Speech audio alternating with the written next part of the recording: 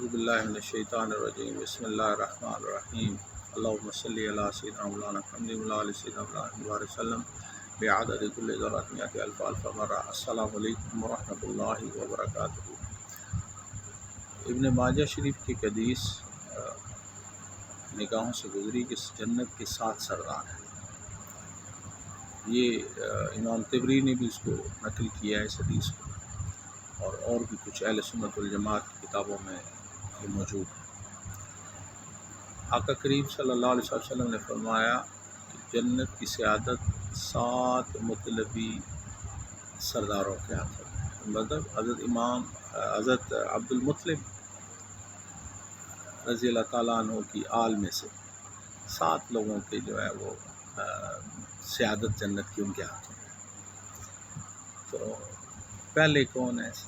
آقا کریم حضرت محمد مصطفیٰ صلی اللہ علیہ وسلم نے فرمایا پہلا میں ہوں، دوسرے امیر حمزہ رضی اللہ تعالیٰ عنہ، تیسرے حضرت جعفر طیار رضی اللہ تعالیٰ عنہ، چوتھے مولا کائنات شیر خدا حضرت علی کرم الوجہ الکریم ہیں، پانچویں امام حسن علیہ السلام ہیں، اور چھٹے امام حسین علیہ السلام ہیں، اور آخری جو 7ویں ہیں امام مہدی علیہ السلام ہیں۔ یہ سرداران جنت ہیں، سعادت جنت کی ان کے ہاتھوں میں ہے۔ تو یاد رکھیں، ان پاک ہستیوں کی آل کے ساتھ جڑنے کی کوشش کریں، ان کے لیے اپنے دلوں میں محبت کو بڑھائیں۔ اگر جنت کے طلبگار ہیں تو اپنے دلوں میں ان پاک ہستیوں کی محبت کو اس قدر بڑھا دیں، کیونکہ جنت انہی کے ہاتھوں میں ہے۔ یا یہ جو لوگ ان کی نسبت سے جڑ جائیں گے، وہ اللہ تعالیٰ کی ذات ان کو اس طرح جنت میں داخل کرے گی کہ پتہ بھی نہیں چلے گا انشاءاللہ۔